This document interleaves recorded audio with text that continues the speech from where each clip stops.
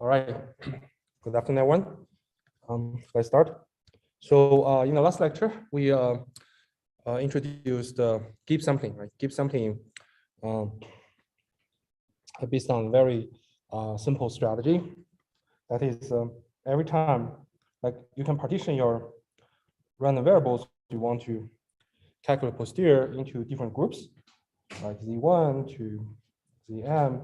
Suppose Z is your whole set of the latent random variables, and you want to generate posterior samples of Z given D, right? So the Gibbs sampling, essentially, you want you to first partition your Z variables into groups, right? The extreme strategy will be just to partition them individually. And every time we're going to generate a new sample, like ZG, from a conditional posterior, like given ZG given Z naught G and D. Right?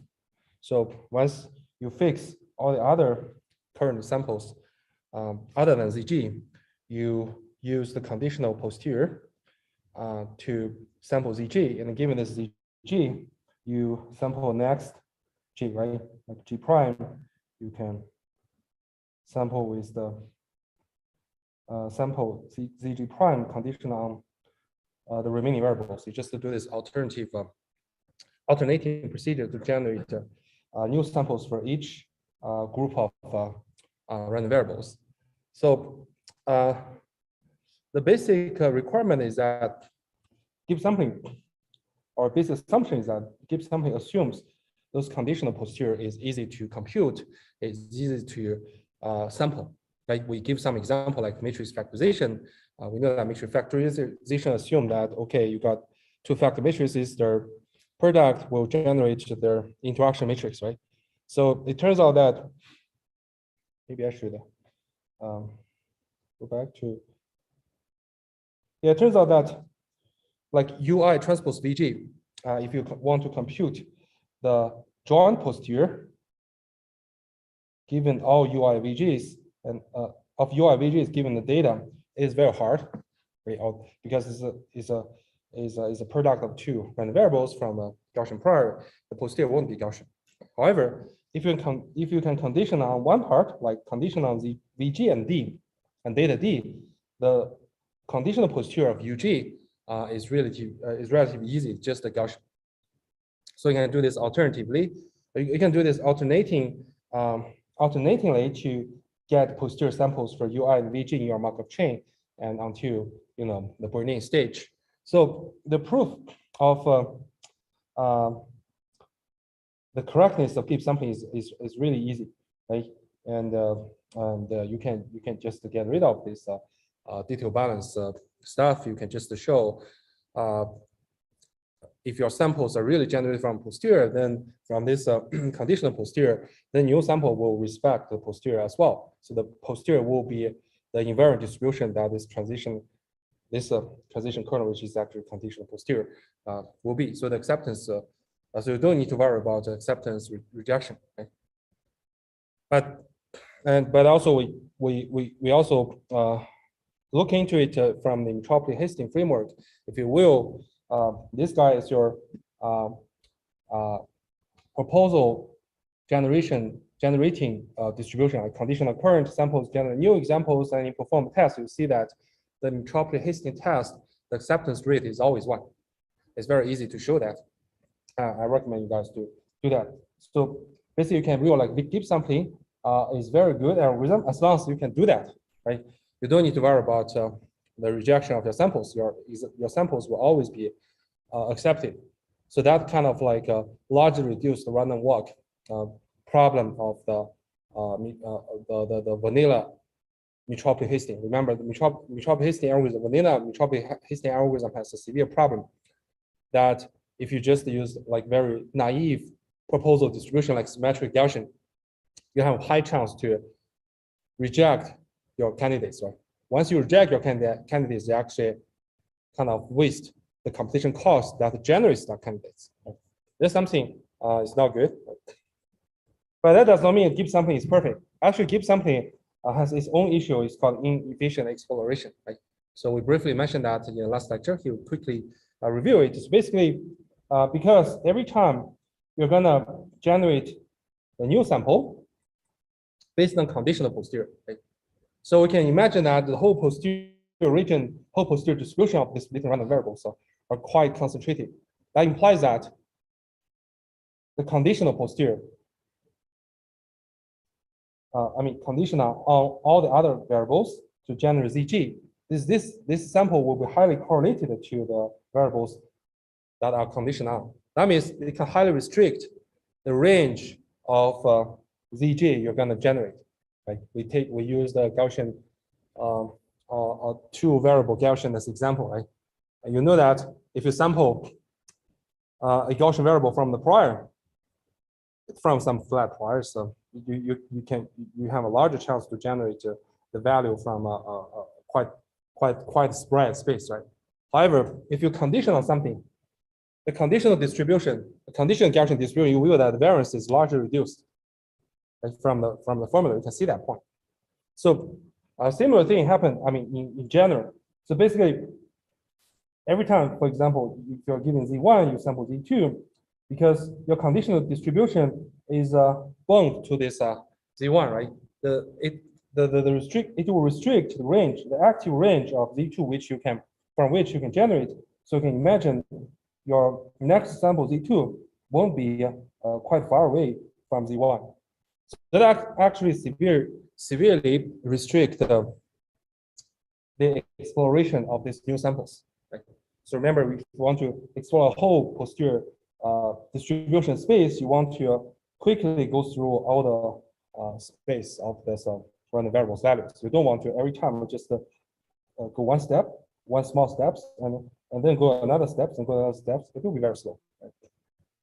That's the issue of deep sampling. So now, yeah.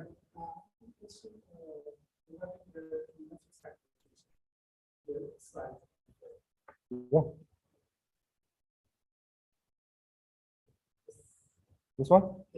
Mm-hmm. Yes. Using this sampling, we are able to produce some samples from the series. Yes. But we want to guess, we want to fill in metrics we need to have the solution, because somehow we need to use, for example, we have map maximum possibility. Oh, so you're talking about prediction, right? Sorry? You're talking about prediction of the missing entry. Yeah. Yeah, actually, we discussed that before, right? So you can view like, okay, I got a posterior distribution for this user 3, given the data, right? Of course, in the Markov chain Monte Carlo method, they're going to generate a bunch of samples rather than some analytical form. Yeah, you just got samples. Like you might got 100 samples. You can construct a discrete distribution. Like for that, it's 100 and J, like delta G, max J, right? And similarly, you got posterior samples for VG. Yes. If you want to construct distribution, you have to use some empirical distribution to estimate the posterior. But of course, empirical distribution has nice approximation quality to the true posterior, to actually true posterior. But there's some kind of guarantee on that. Any other question? Okay, so the third sampling technique is called hybrid Monte Carlo sampling, which is my favorite. And I think in principle, it addresses the issues of the vanilla metropolis Hastings and reversibility sampling. So what we have learned so far about MCMC, right? So for the vanilla metropolis Hastings sampling, like typically using symmetric Gaussian to generate new proposals, it often has like random walk behavior because it wastes a lot of samples, right? Because we don't know when we generate new proposals, we don't know which direction is to increase the whole data likelihood, right? So that's kind of a blind try, right? The target is there, but you just blindly shot, right? Of course, you're gonna waste a lot of bullets. And if you use deep sampling, well, we're doing the right thing, right? We know we should go along this direction as long as you can compute the conditional posterior. But the problem is that it is every time you move too slow, right? Every time you just move one step here and one step here, one step here is really, really slow, right? So the natural question is that is there any more advanced MCMC algorithm which can at least alleviate both problems? This is our topic today. It's called hybrid Monte Carlo sampling. In some other literature, people call it Hamiltonian Monte Carlo sampling. Right? They're basically the same thing. Right? So in general, you can view HMC, hybrid Monte Carlo sampling, or Hamiltonian Monte Carlo sampling as an augmented approach. As we know, we need to introduce some augmented variables into your joint probability. However, we introduce that is not to construct a new distribution. Instead, we want to construct a Hamiltonian system, which is a physical system, has some like nice properties. We actually try to leverage the evolution of this system to generate new sample candidates.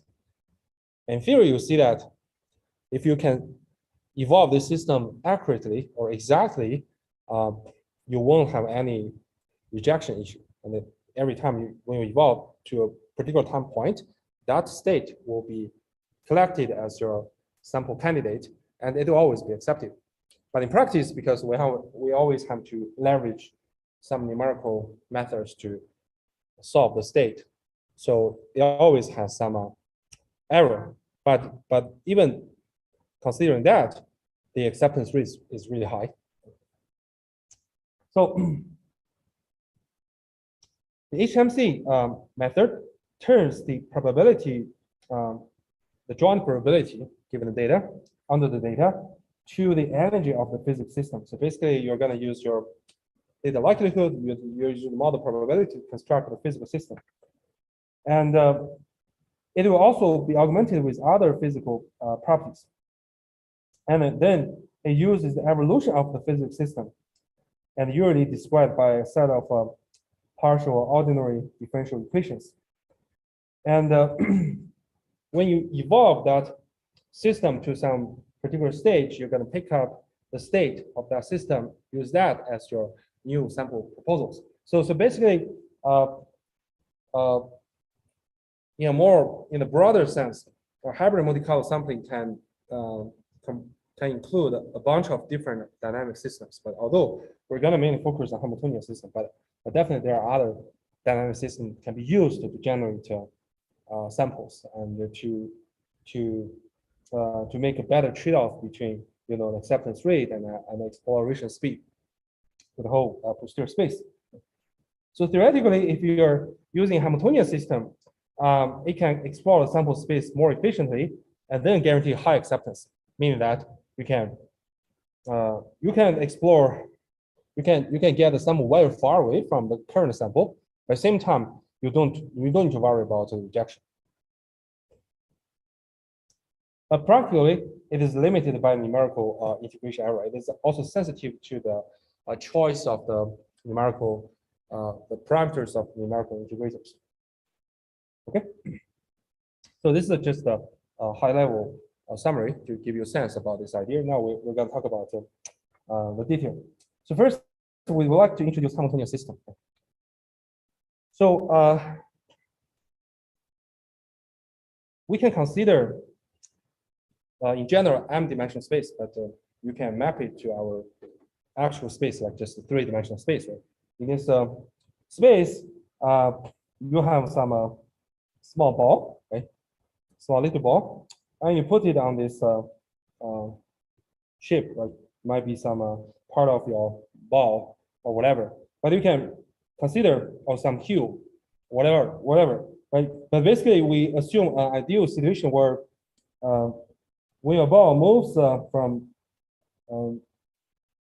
high places to low places, there's no friction. That means you won't need to worry about some other sources like friction to consume your energy. In other words, in this system, it's ideal. You don't need to. You won't lose any energy. So then, given an initial position, like say you leave this ball at this place, right? Also give some like a velocity, and we don't consider the mass. That means we're going to use momentum to represent the activeness of this ball, right?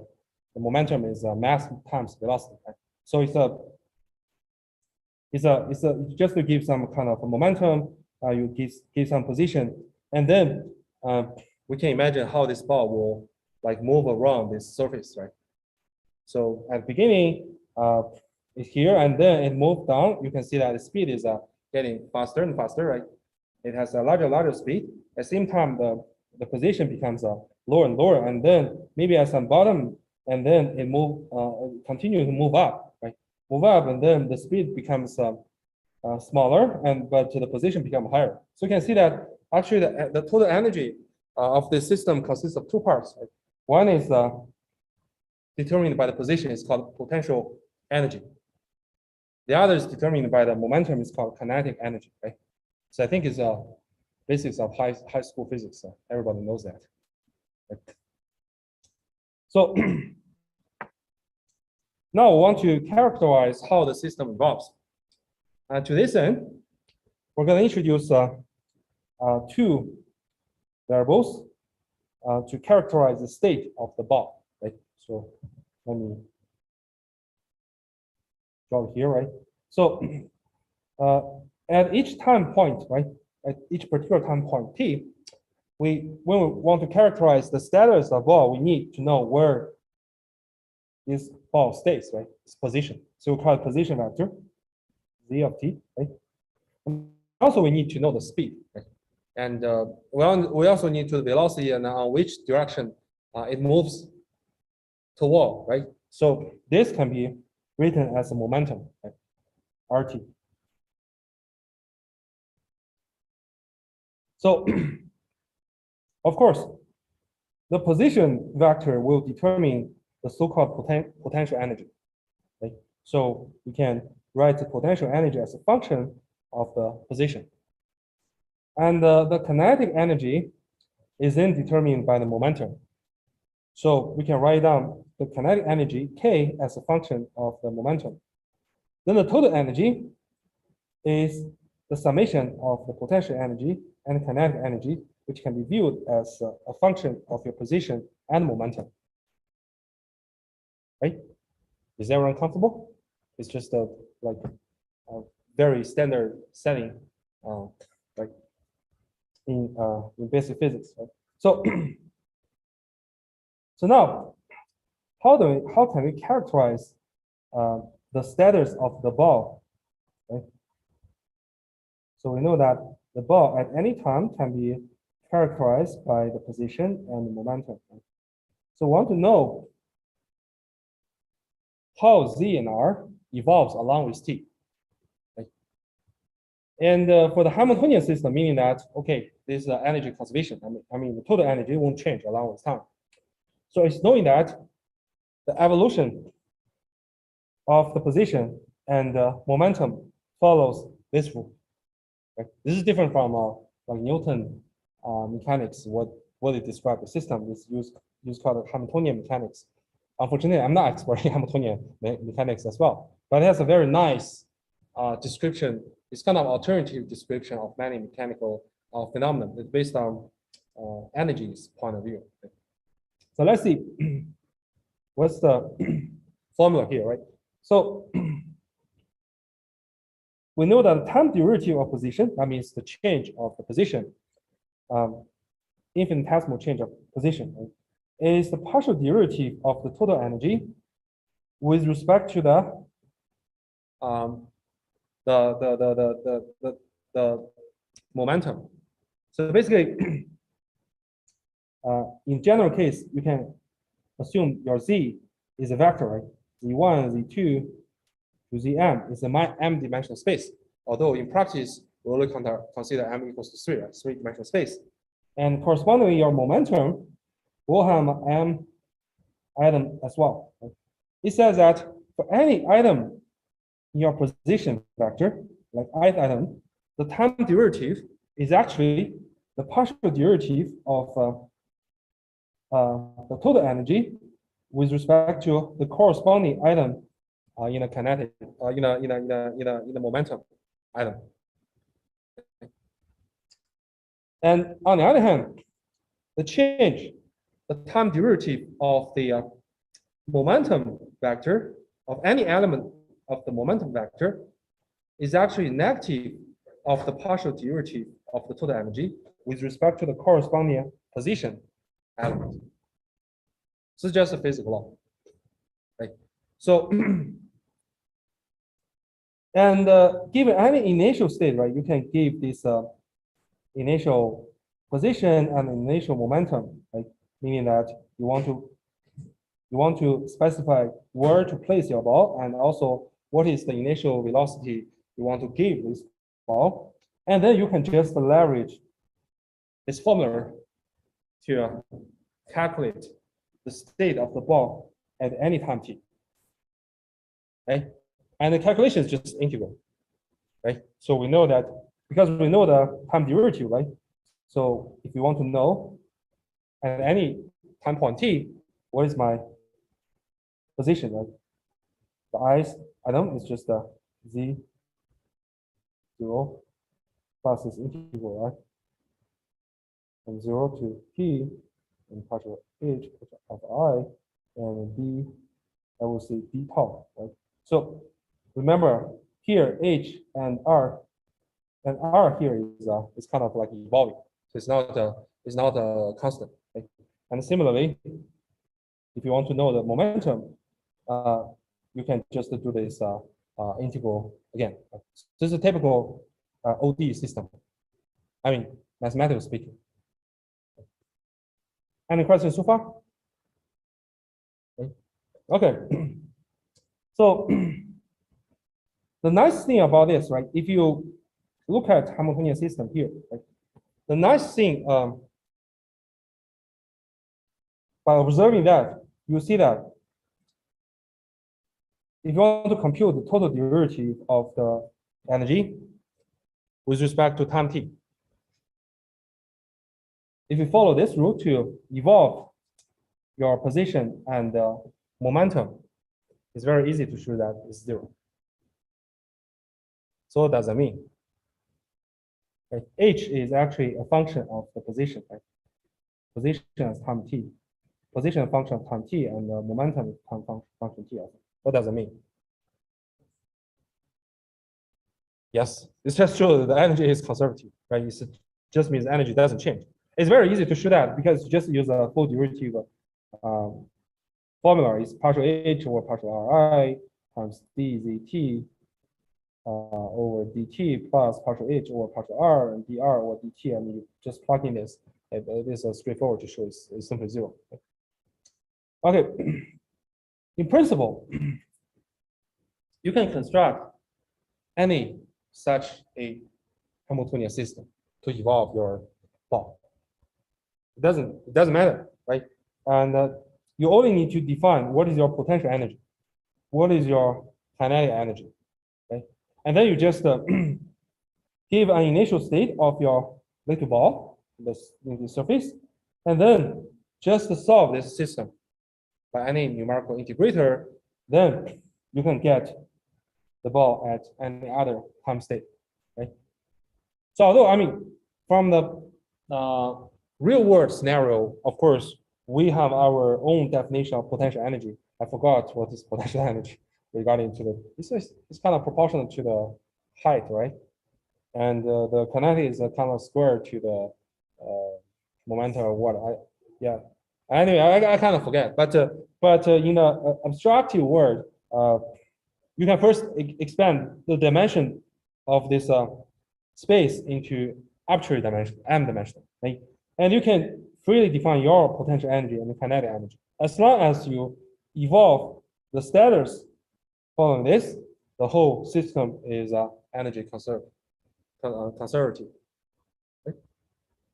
So now we want to leverage this system to generate our samples.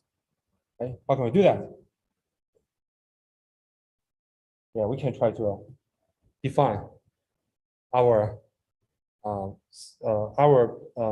kinetic and potential energy in terms of the probability distribution of the data, right? That's the idea. Right? Remember our whole strategy, we want to construct Hamiltonian system. By evolving the Hamiltonian system, we want to generate new examples, new samples, new sample candidates, or new sample proposals, right? So now we want to do this. That means we want to construct a Hamiltonian system where the Z, the position vector in our abstractive word, right, corresponds to the latent random variables in our probabilistic model, Z here, right? Of course, our ultimate goal is to generate samples for Z, right? But right now, we associate Z as the position vector in our Hamiltonian system. Okay. And meanwhile, we introduce another independent variable R, which of the same dimension to Z, which is used to describe the momentum of the ball. Okay. So we're gonna define our potential energy as negative logarithm of the joint probability of your model. So as we mentioned, the potential energy is just a function of the position. Right? Now we view Z as our position vector. We can define any function to describe the potential energy. But here we're gonna define my potential energy is just the negative logarithm of the joint probability.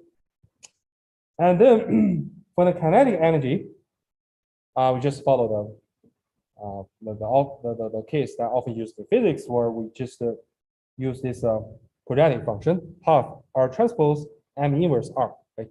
M is some positive definite matrix. M is often chosen to be identity matrix or diagonal matrix. Right? And then we can write down the total energy of our system, which is the potential energy plus the kinetic energy. Okay? And if you view Z and R, I mean the position vector and also the momentum vector as a random variable, then we can construct a distribution of this position and momentum by normalizing the exponential of this negative total energy. Right? But this guy has the physical mimics. So basically, usually like people, when they model the distributions of the particles in a system, they're going to construct a distribution over, because if you want to describe the status of the particles, just determined by the position and also momentum. Right? So people use this proportional to exponential to the negative total energy to describe the distribution of the particles' positions and momentums. So if we want to look at this joint distribution we constructed from our Hamiltonian system, it is actually proportional to the original probabilistic model, right? Times a Gaussian distribution for the momentum, right? Right?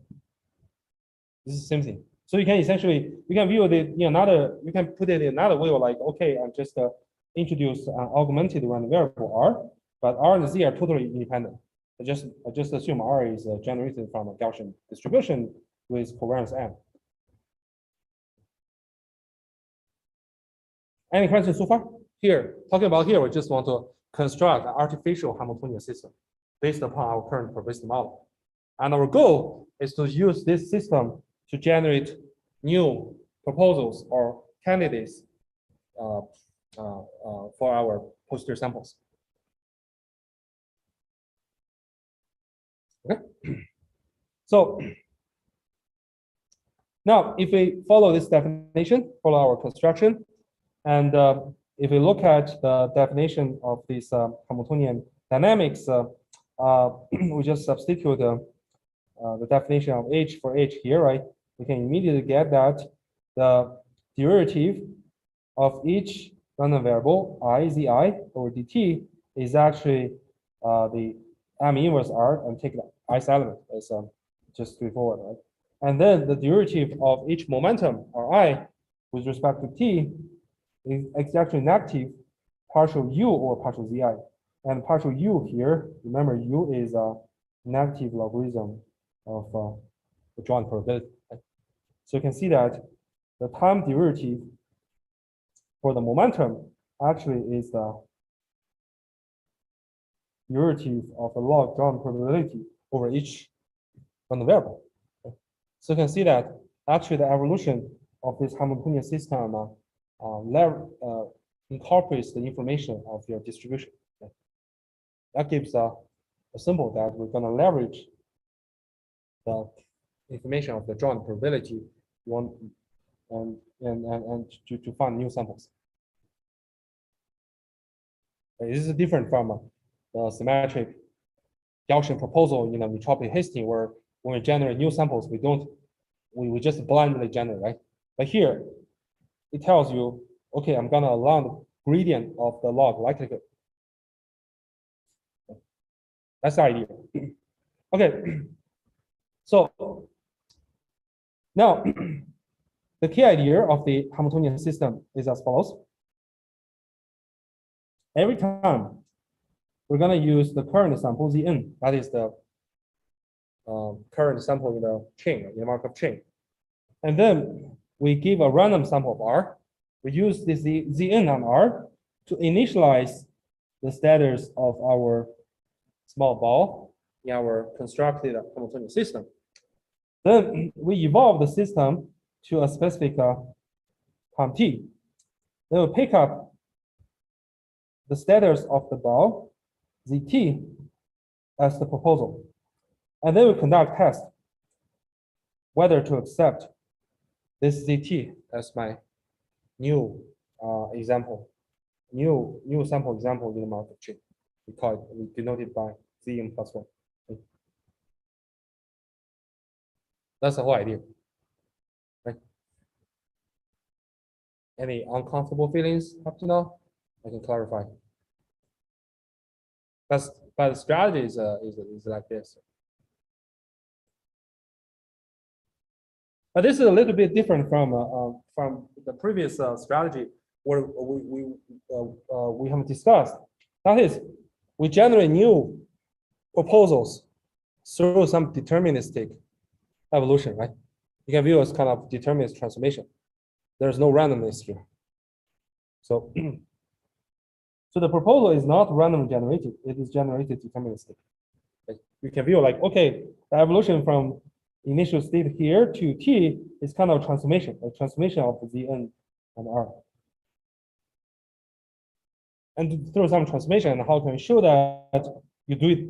If you're doing this, you're still guarantee your Markov chain will converge to the target posterior, and also it is ergodic and all kinds of stuff.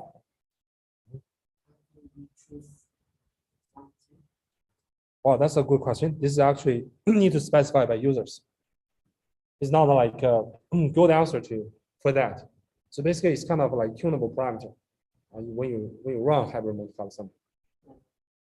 When you initiate this system, you just use it one time, and then again initiate another system for the next step, or just use it for the first T and the second T. Every time, if you generate a new next sample in your Markov chain, you only use this for one time. And next time, you're gonna initialize your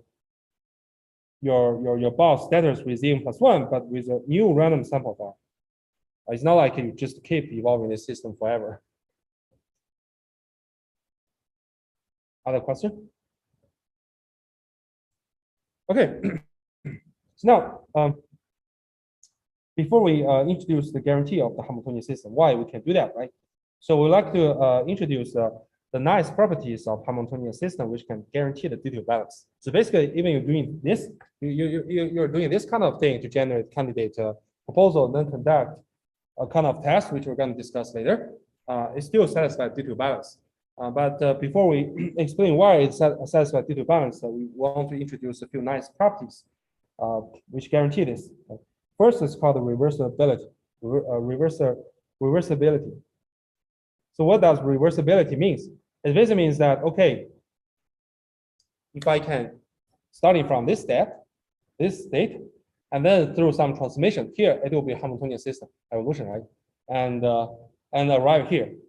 And then if I start from here, through the exact same transition procedure, I can go back to the status.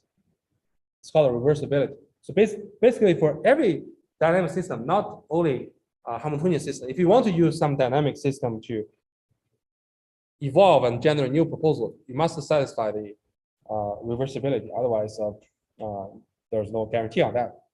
Why? Because to satisfy detailed balance, you have to ensure this, right? Suppose your Z is generated from your target distribution. And then through Z, you transit to Z prime. But here, it's kind of determinist transition, right?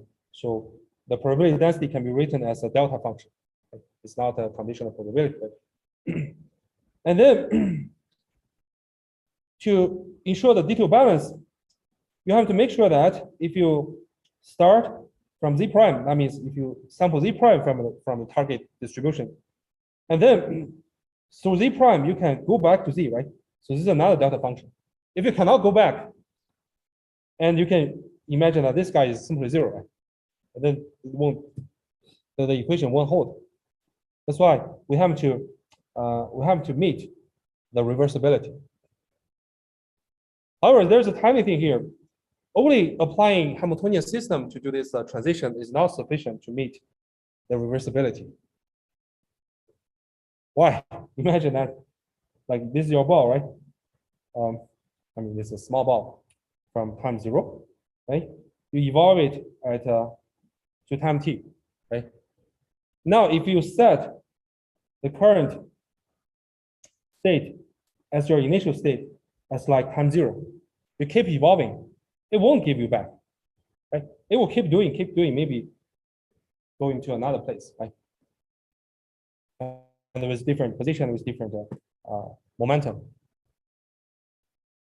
So if we want to make a reversible transformation, you need to add an additional step.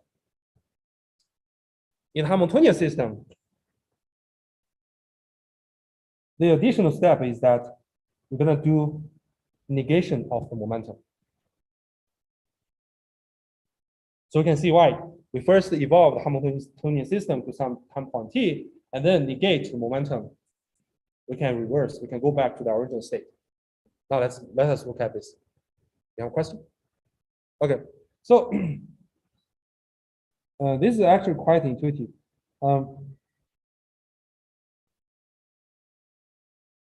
So this is your small ball, and this is position, right? This is position. This is a small ball, right? So suppose it runs for a time t. You arrive here. Right? This is your R. This is your P, right? So you can imagine if you keep doing that, it will just go along. It's farther away from the original state here, right? However, if you want to go back, what we need to do is just reverse the direction of the momentum, right? Actually reverse the speed and then let it go. And after the same time t, you can imagine it will go back to the original position, right? But the direction of the speed, the movement is actually opposite of the original, of the initial direction of the movement, right? So that's why, rigorously speaking, to to get a reverse to ensure reversibility, we need to first evolve the system and then negate the momentum to obtain a new proposal. Does it make sense? Okay. And of course, we can rigorously prove that, but it's not hard at all. I just to give you a sense, I will leave it as exercise for you because of time. I want to prove the details, but you can try to define the status like dt equals to the original state z big T minus t, and r hat t to be r times t minus t and minus. Right? This is our final state. This is our this is actually the state we're gonna evolve back. Right? So at the beginning, it will be zt. That means here, the position here, right? At the beginning, that'll be minus RT, right? That's actually the initial state when we want to move back. Okay. Remember, we get our state, we're gonna first evolve the system, then negate momentum. And then if we start from this state, we supposedly can go back, right? So you can show that if you define a new state in this way, your z big T will be z0, and then your r big T will be minus r0. That's basically says you cannot go back, right? And of course, you need to negate again and to recover z0 and r0, right? And then if you look at the evolution of this zt and rt here, that is, you take a look at derivative of d hat t over dt and derivative of r hat t over dt, you will see that you exactly follow the definition of Hamiltonian system here. That means that actually shows that if you do this and then you evolve that, you actually follow the Hamiltonian system. That means you're actually making this ball going back along the same trajectory. Does it make sense? Yeah. So you can double check that. It's just a simple practice of the partial derivative things, and you need to take the derivative of big T minus T over dt. You have to consider minus sign in front of it. Okay.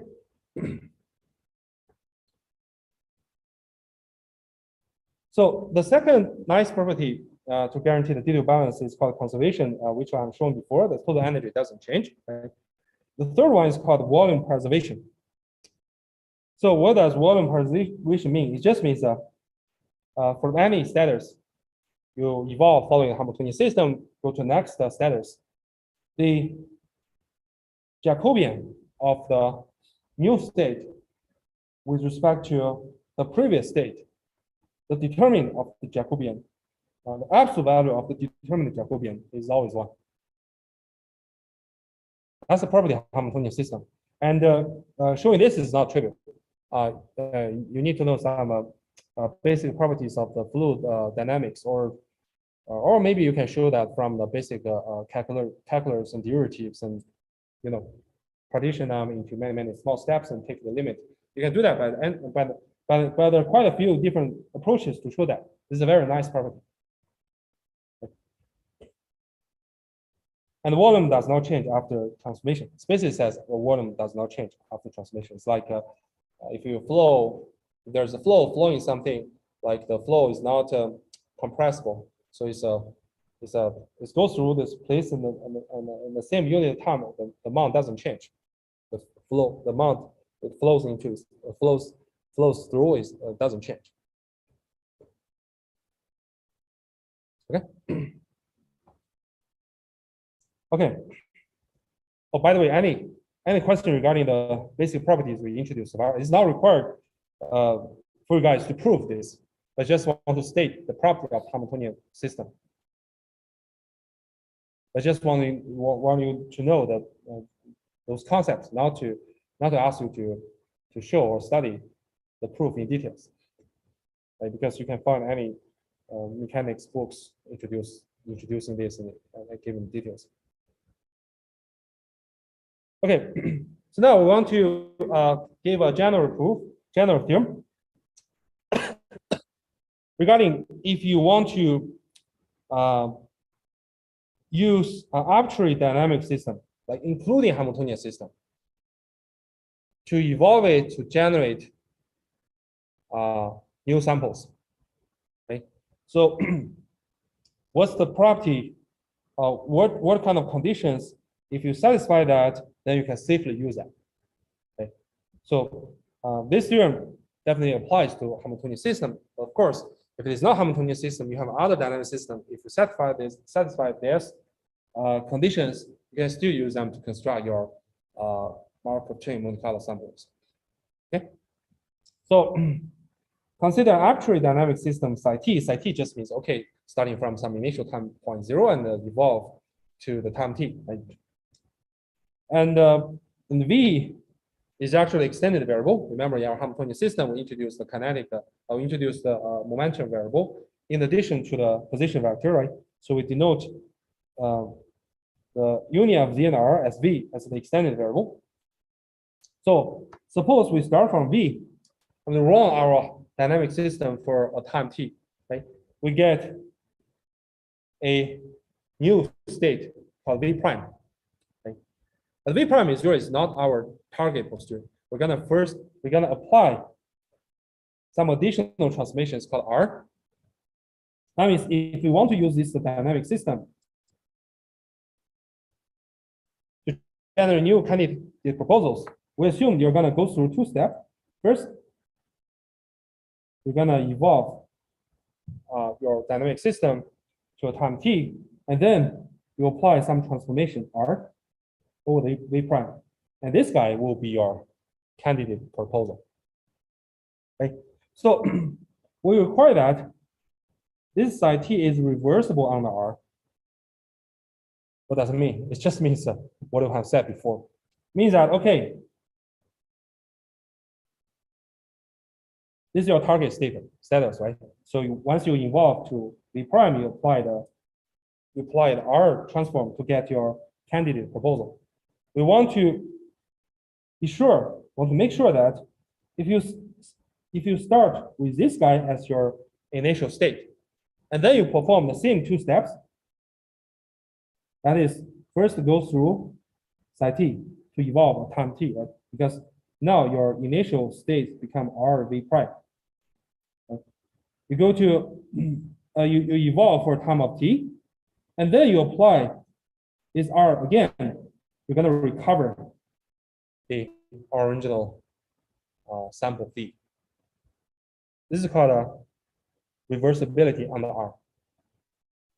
It's kind of like a kind of more general description of this. Like in our Hamiltonian systems, r is just a negation of the momentum, right?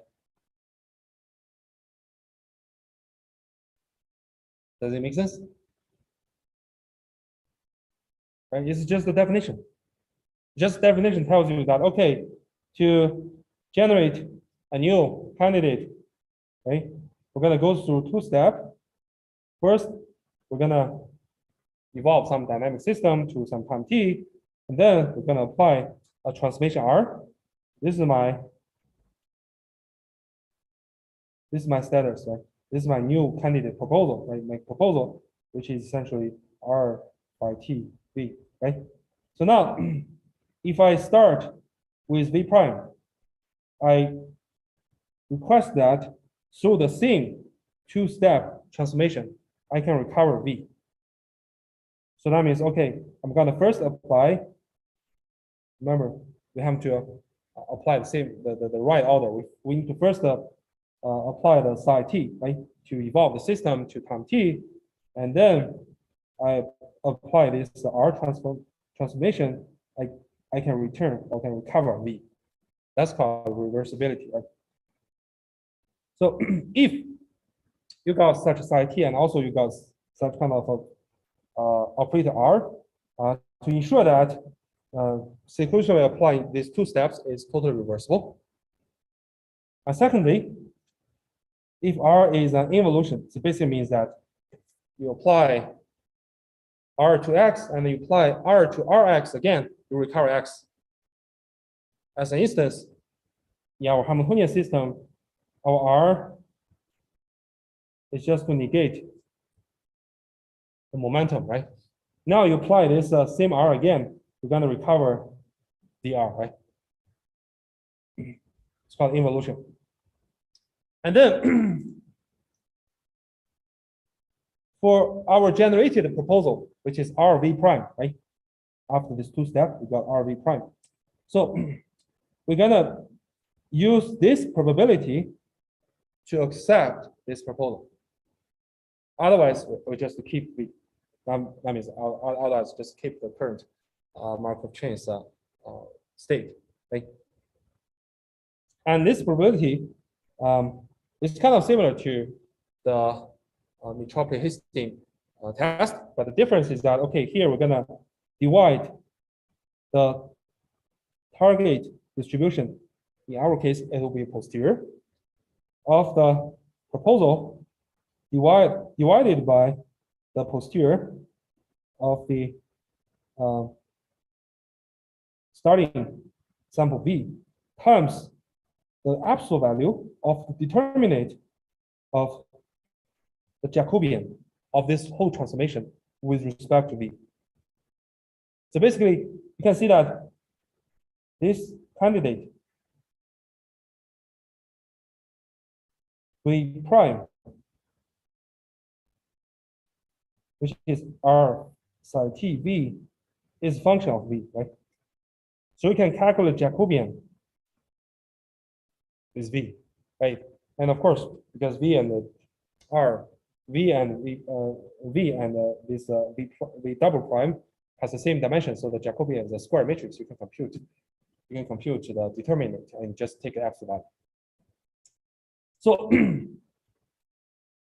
if you using this procedure, meaning that okay, you got psi t, you got a nice operator such that psi t is reversible on R is involution, and also you test acceptance through this rule, then we can guarantee that this P of V that is the target posterior is stationary distribution of the chain generated by this psi t and acceptance test. The value that we want to accept is V. Yeah. V. Well, later we'll talk about how to generate V. Generate R. And R is essentially just to generate from Gaussian. And you see the essentially can be viewed as a Gibbs system. Yeah, extended. Yeah, extended. I mean, usually you have to add R. I'm never saying like a dynamic system where for which you don't need to add any augmented variable. Usually you have to add some augmented variable. So this is a kind of like general framework.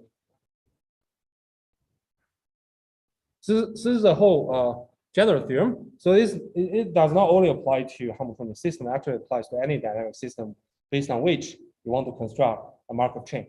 But if you want to construct a Markov chain, you have to follow this standard, meaning that you need to first find involution operator to ensure that you first apply psi t and then R, this whole transformation is reversible. And then once you use this transformation, deterministic transformation to generate candidate proposal, you're going to use this test to accept it or not accept it. Then we can guarantee that this P of V, of course, is target posterior, will be invariant to your chain. So basically, if your chain converges, it will convert to that target posterior.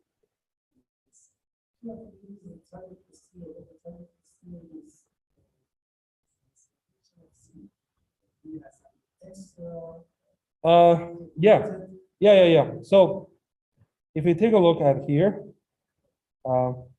remember we actually augment our joint distribution, right? So actually we introduce a totally independent variable. Here is the momentum variable. Of course, if you marginalize R, you're gonna still recover the original distribution. Okay. Okay. Any questions so far? And again, we leave the link of this proof. If you can take a look, if you're interested, you can take a look at that. And it's not hard at all. So basically, this essentially comes from entropy Hastings testing, but you have to be careful because entropy Hastings is actually divide the jumping back probability, right? So this is a deterministic transition. Deterministic transition is actually a delta function, and you divide it by the target posterior of V and then the deterministic transition. So the relationship between these two transitions is up to this absolute value of the determinant of the Jacobian. That's something you need to take care of. Why? That's why you have this guy. Mm-hmm.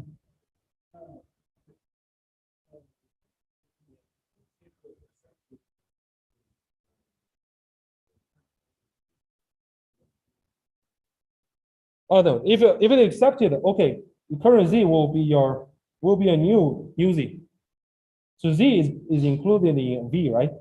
So if your current this is your initial, right?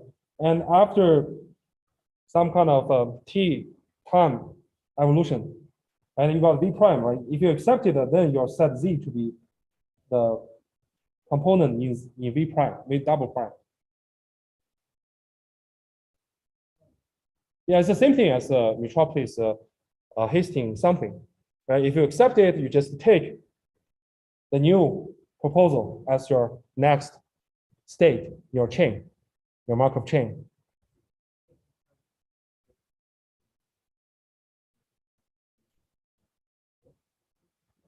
No, there's no guarantee on that.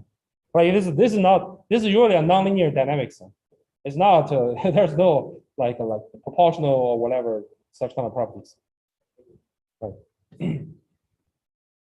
Okay, so now we want to apply this general theorem for the Hamiltonian system. Right? And for our Hamiltonian system, psi t, of course, is Hamiltonian system, and R is negating of the momentum, right? So we know that your V will be Z and R. If you do the negation, goes to Z minus R, right? And if you do this again, you'll go back to Z and R, right? That's why this simple negation is an evolution, right? And also psi t is reversible on R. This is something we have discussed a moment ago, right? And nice thing is here, for Hamiltonian system, first, because of the volume preservation, as we just mentioned, right? The transformation of those status, the Jacobian, the determinant of Jacobian is always 1. So that means you don't need to worry about this term, it's simply 1. And the second nice property is that your energy is conservative, right? So because of conservation, so this P of RV prime is the same of P of RV. So it's just cancel. So you can see that you're taking a minimum of 1 and 1. That means acceptance rate is always 1. That's why people prefer to use Hamiltonian system to generate new candidates. But definitely you can construct other dynamic system as long as you're pretty sure you can compute this guy, right? And then you can shove it, and then you can find a corresponding involution operator. You can still do that. But if you're doing Hamiltonian system, it will be a lot easier.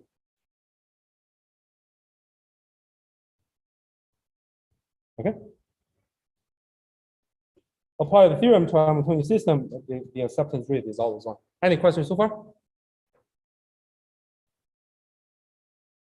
Okay, so however, in practice, we'll never be able to really apply the ideal Hamiltonian system. Why? Because we do not know the solution. We just know, okay, if it is Hamiltonian system, you're gonna evolve your Z and R position and the momentum following this time derivatives, right?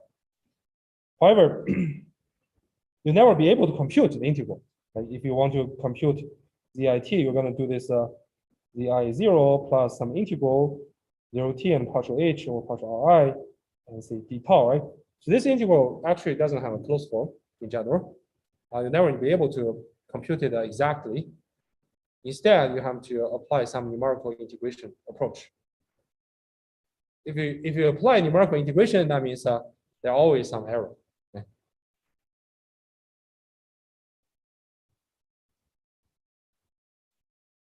And when it has some error, we will no longer have the conservation pose, right? Because this is a P of V, essentially the energy distribution, right? So if your system does not keep the total energy invariant, then you can imagine this guy will be less than this guy, right? So then the acceptance rate is not guaranteed to be 1. And the second thing is that once you apply numerical integrator, you can imagine you replace this integral, right? Mathematically speaking, is integral operator, right? By some kind of numerical integral operators, numerical integral steps. Your transformations becomes a bunch of like computational steps. Then this Jacobian, the determinant of this Jacobian is not necessary to be 1. Right? You have to account for this factor as well. Okay? Unfortunately, for a Hamiltonian system and like the often used numerical integrator will still keep this V1. That's a good thing, right? But you have to keep the you have to do the test because the conservation is not a hold anymore. You still need to some kind of nootropic Hastings test because the acceptance rate is not guaranteed to be 1. So so now we first look at the numerical integration step. So given the dynamics or time derivative of your state, position, and momentum, and if you want to evolve the system to time t, right? And here we take M to be some diagonal matrix S1 to Sm, right? And we have a bunch of methods, right? So to clarify, I want to still write down this numerical integrator. I should use Z0 plus 1 to t and dzi over dt times I should use d tau and d tau. Okay, and this guy is actually the inverse r times that. So I believe everyone has learned that before. To approximate an integral,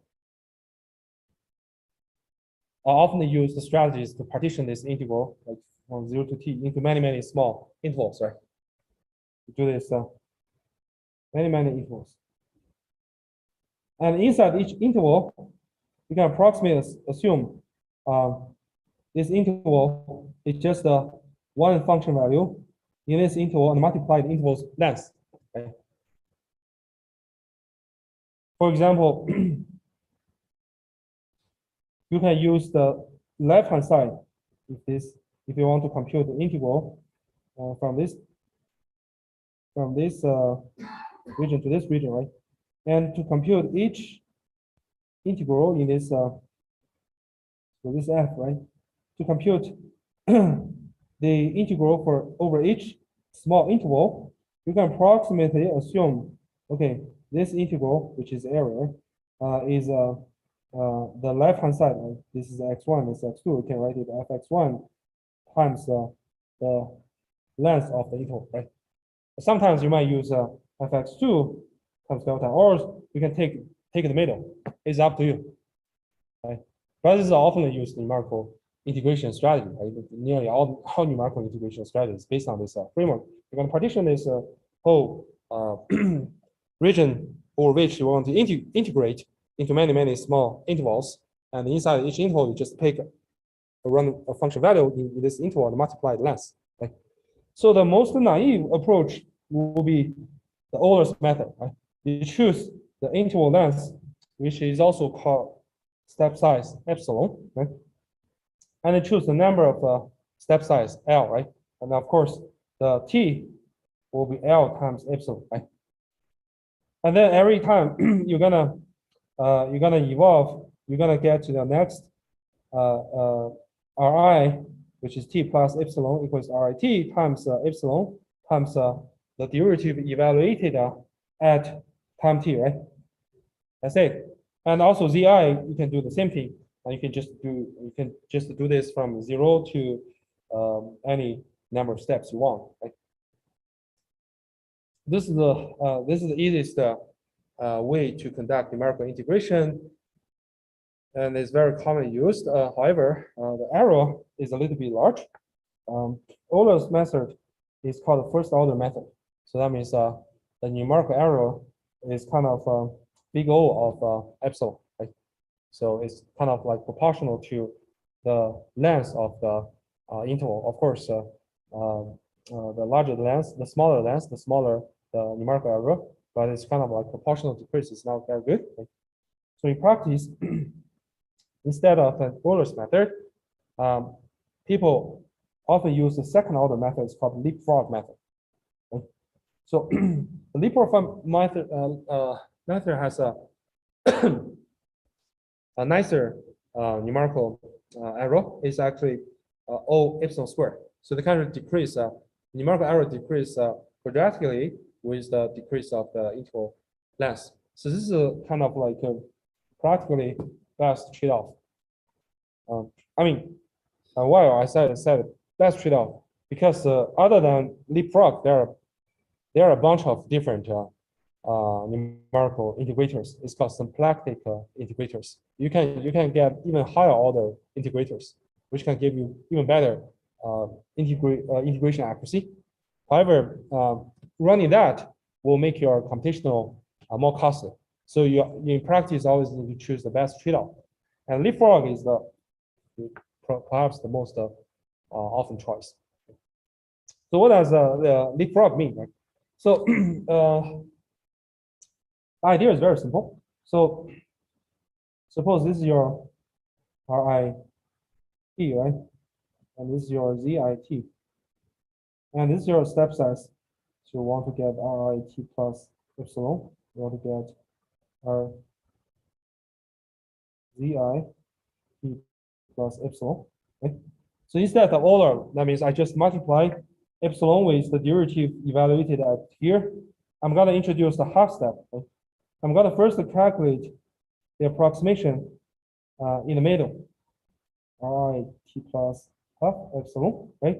But this is also apply the Euler's method, meaning that this half, this state at the half is just computed by adding RIT, multiplying this length half epsilon times the time derivative of the RI at t, right, which is this guy, right?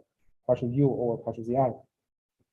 Then once you get the RI's value in the middle, you use that to construct your time derivative of ZI.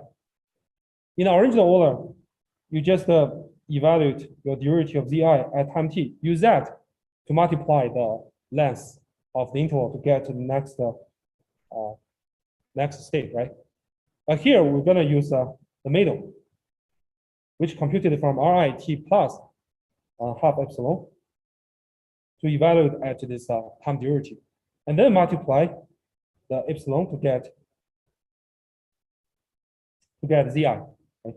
So so this is the first step, the second step, and the second step, the first step helps us to calculate the ZIT plus epsilon. And thirdly, if you want to get RIT plus epsilon, you're going to starting from here again. But now,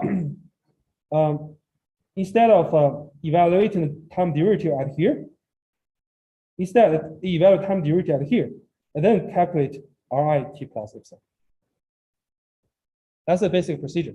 So You don't need to know why they're doing this, but this is a very smart trick. And there's some numerical analysis showing that they can cancel some kind of like error and then end up with some quadratic error, quadratic numerical error. Okay.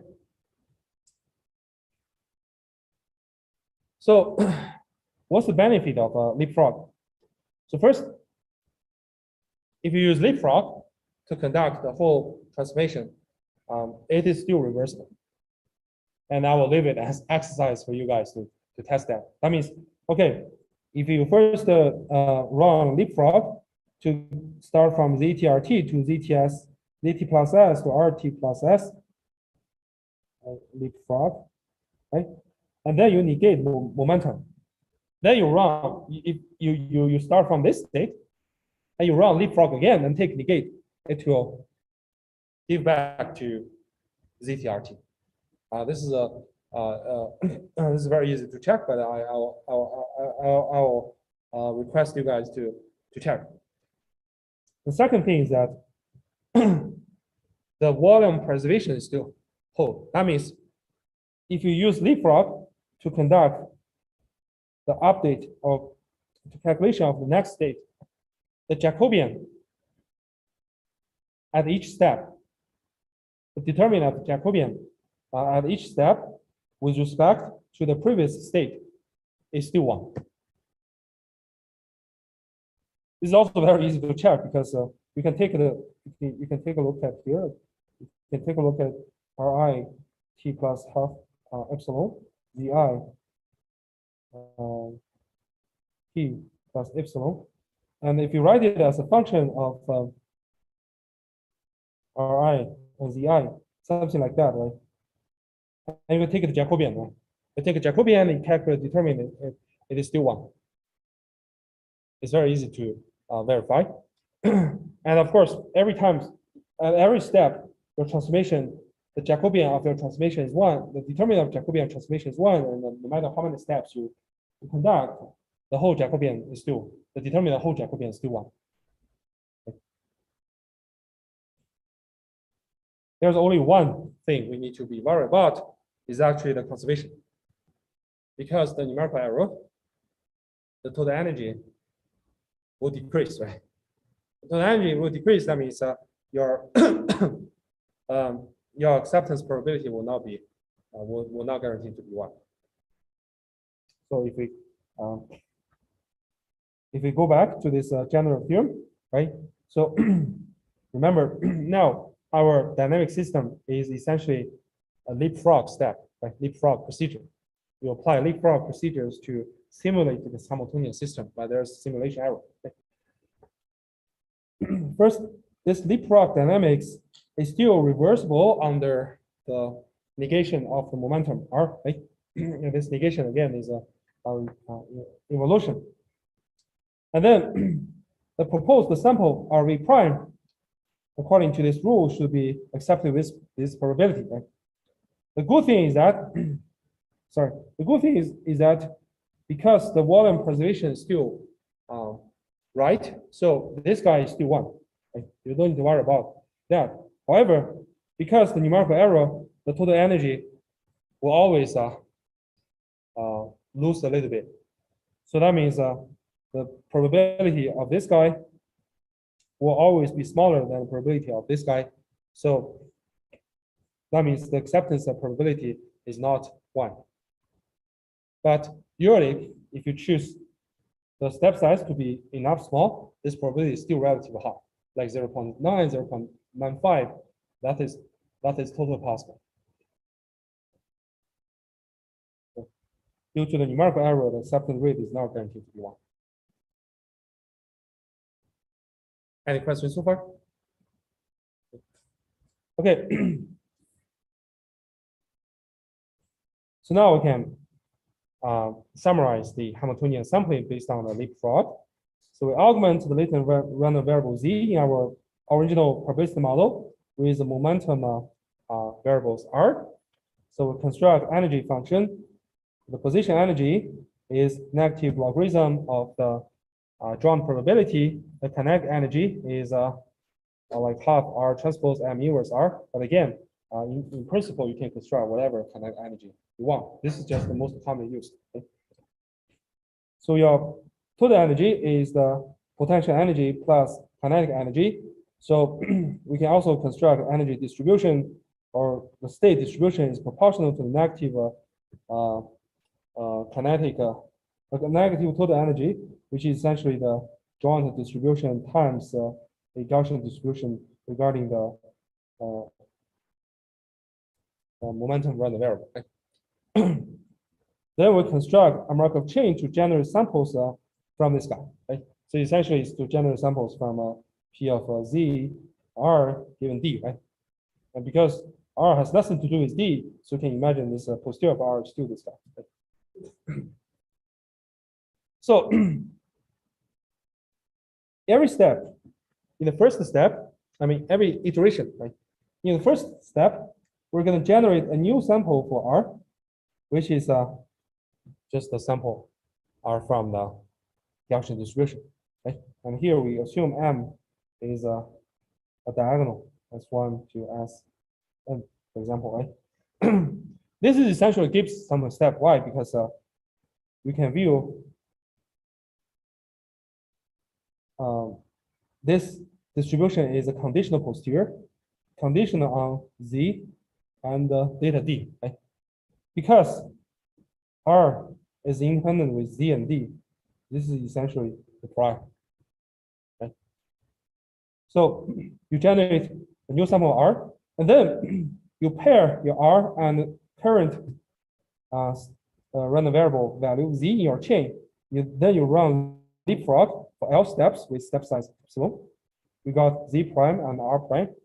And rigorously speaking, you have to further set R prime equals to minus R prime because you need to put the negation to ensure the reversibility. And then you conduct the acceptance test. Okay? So the acceptance test is like this. Remember, this is we don't need to worry about the determinant of the Jacobian, right? We just need to calculate this guy, and this guy is just to take logarithm and take the XP outside, which will give you this. Okay? It's just calculate difference between the total energy on the original state Z and R, and on the new state Z prime and R prime, and take the XP. And use that probability to accept your new status. And if you accept it, then you set Z prime to be our new state in your Markov chain. Otherwise, you keep the original state, which is the same as the Hastings framework, right? And then you finish one sampling step in your Markov chain. You just keep doing this. That means we repeat step 1 and 2 until you get all the samples after the burning step. Then that's the whole procedure. Any question? Okay, I think we can stop here today, and let's wrap up this HMC on next class. Okay, thanks everyone.